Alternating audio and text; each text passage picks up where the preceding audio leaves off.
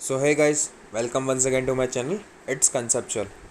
So today we'll talk about antiplatelet drugs. Okay. So this is one of the main topics of blood pharmacology. So basically हम इसको parts में शायद I think cover करेंगे because it's a long topic and lengthy topic. So धीरे धीरे पहले normal physiology समझेंगे and will talk about the mechanism of action and classification and other videos में हम हर एक क्लास को डिटेल में स्टडी करके will talk about the adverse drug reaction and contraindications and ठीक है बेसिकली जो हम बात करते हैं ड्रग्स में हर बार. Okay so let's start. तो बेसिकली रोल ऑफ प्लेटलेट्स होता क्या है. तो main function of platelet in our body is to prevent bleeding. सबको पता है. ठीक है. When any injury occurs the platelets come to the site of action and performing following ways. ठीक है. बेसिकली 3 स्टेप्स फॉलो करते हैं. That is the adhesion. First they come and stick to the surface. फिर inactivated form में होता है या फिर बोल सकते हैं हम in the naive form. NAIVE naive मतलब जैसे न्यूबॉर्न बेबी होता है वैसे टाइप आके एदर हो जाता है but they are not aware of the condition की क्या हुआ है. That is the naive. Okay. फिर एक्टिव होता है. They release some factors that help to communicate to more cells and help to stop bleeding. तो एक प्लेटलेट आया तो उसने एक्टिवेट हुआ एंड इट विल कॉज वो दूसरे प्लेटलेट्स को बुलाएगा ताकि फर्दर एक्शन हो सके. एंड एग्रीगेशन होगा finally. That is the collecting of all platelets with the collagen and fibres to form the platelet plug and stop the further damage. ठीक है. तो एग्रीगेशन होगा, कलेक्शन होगा एंड उसकी वजह से प्लेटलेट प्लग बनेगा. ठीक है. They are bound in cross linkages with the help of various glycoproteins as GP, glycoprotein 2B and 3B and VWF, that is the von Willebrand factor, and it is a adhesive plasma glycoprotein. and जो GP 2B and 3B है receptor for fibrinogen and von Willebrand factor, it gets activated to fibrin and helps to form clots. Simple सी बात है. तो मैंने आपको बोला कि क्रॉस लिंकेजेस में बाउंड है. तो देखिए मैंने आपको इधर पे एक डायग्राम भी बना के क्रॉस लिंकेजेस है एंड GP 1B भी है, फिर 2B एंड 3A भी है, फिर एक्टिवेटेड प्लेटलेट्स है वो एक दूसरे के साथ क्रॉस लिंकेजेस बना रहे हैं एंड वॉन विलीबॉन्ड फैक्टर है जो एडेशन करता है प्लाज्मा ग्लाइकोप्रोटीन से जैसे the GP 1B 2B 3A का सब का. ठीक है. तो वो एडेशन करता है एंड दिस ग्लाइकोप्रोटीन जो वो क्या करता है फाइब्रिन को एक्टिवेट करते हैं. फाइब्रोजन से फाइब्रिन को एक्टिवेट करता है and it will induce in the formation of clots. Okay. So अब ये मेन आपको क्लासिफिकेशन एंड जो है साइट ऑफ एक्शन वो समझने की ज़रूरत है because this is the main. तो आगे वाले जो भी होंगे जो ड्रग्स के क्लास होंगे वो इधर से डिसाइड होंगे कि कैसा है कैसा नहीं. ठीक है. सो आपको आने वाली वीडियोस में अच्छी हेल्प मिल जाएगी. Okay. So site of action plague disruption हुआ. ठीक है. मतलब प्लेग टूटा तो collagen and von Willebrand factor तो उससे क्या होगा प्लेटलेट एडेशन एंड सिक्रीशन होगा. तो वो दोनों इंड्यूस करेंगे प्लेटलेट एडेशन एंड सिक्रीशन. ठीक है. तो उससे क्या होगा द बोथ विल फॉलो. जो कोलेजन होगा वो थ्रोम्बोक्सिन A2 को एक्टिवेट करेगा and the von Willebrand factor will use the ATP and form the ADP. ठीक है. तो वो दोनों क्या करेंगे कि प्लेटलेट रिकरेंट एंड एक्टिवेशन करेंगे. ठीक है. तो उसकी वजह से क्या होगा जो GP ग्लाइकोप्रोटीन्स है वो एक्टिव होंगे एंड ग्लाइकोप्रोटीन्स अगर एक्टिव हुए तो फाइब्रिनोजन से फाइब्रिन कन्वर्ट होगा and that will lead to the platelet aggregation. ठीक है. एंड जो टिश्यू फैक्टर है वो थ्रोम्बिन्स सिक्रेट करेगा एंड थ्रोम्बिन से क्या होगा प्लेटलेट रिकरेंट एंड एक्टिवेशन. तो पहले देखो एडेशन हुआ, फिर एक्टिवेशन हुआ, फिर एग्रीगेशन हुआ. देखिए प्लेटलेट एडेशन एंड सिक्रीशन, फिर platelet recruitment and activation and third is the platelet aggregation. तो तीनों स्टेप्स फॉलो हुए. ठीक है. सो डिसरप्शन हुआ. कोलेजन वॉन विलीबॉन्ड फैक्टर ने क्या किया एडेशन करवाया, फिर थ्रोम्बोक्सिन A2 एंड ADP ने क्या करवाया एक्टिवेशन करवाया एंड फिर जो रिसेप्टर्स थे जो GP ग्लाइकोप्रोटीन्स है उसने क्या करवाया एग्रीगेशन करवाया. ठीक है. सिंपल है.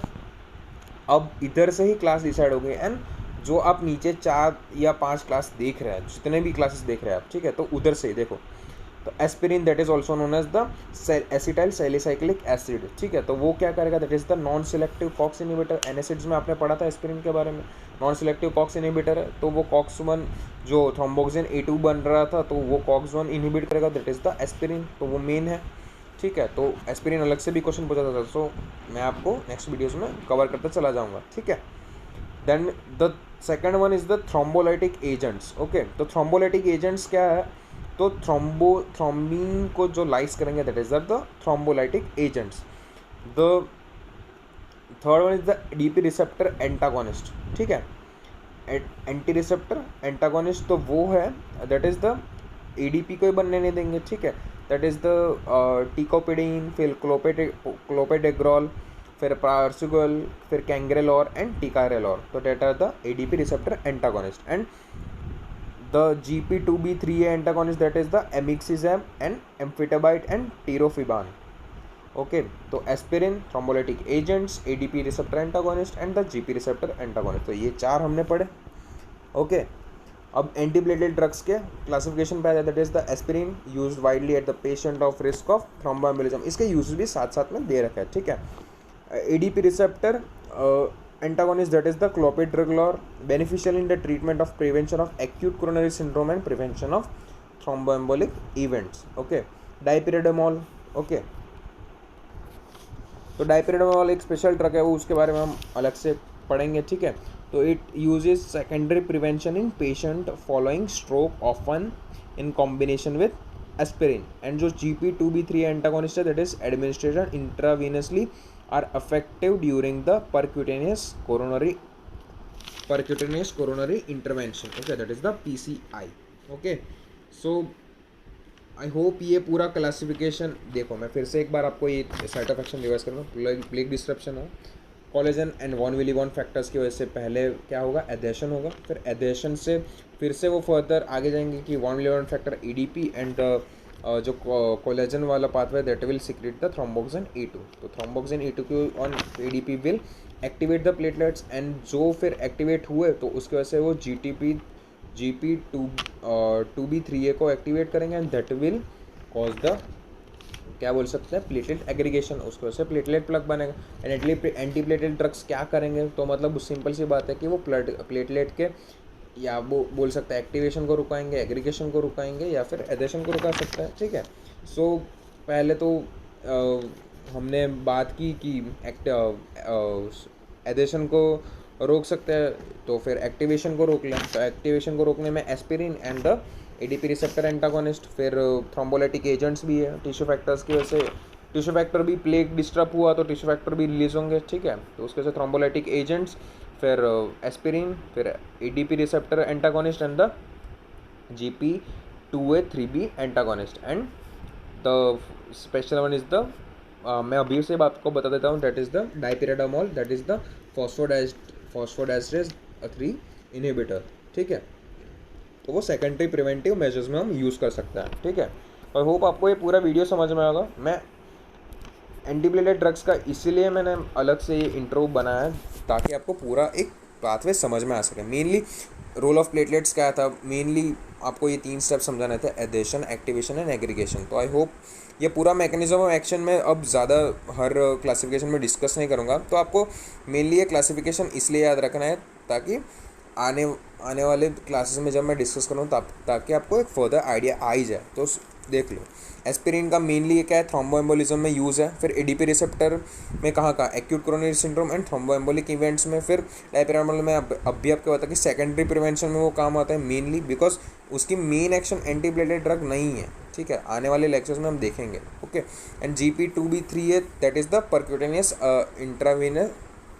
परक्यूटेनियस इंटरवेंशन, उसमें यूज़ होगा, ठीक है। And it is administered intravenously, okay. So I hope आपको ये पूरा वीडियो समझ में होगा, बिकॉज बेसिकली एक जनरल आइडिया लेना एक ज़रूरी हो जाता है, ठीक है। Platelets antiplatelet drug, because it's gonna be a long topic, so I hope ये पार्ट्स में करना ठीक रहेगा। सो आई होप आपको ये वीडियो समझ में होगा। And guys please do like, share and subscribe because it gives me a bit of motivation. So please do like, share and subscribe to my channel please, मुझे थोड़ा मोटिवेशन मिलेगा तो अच्छा है। And until then, stay safe, stay healthy, stay happy. See you next time. Thank you.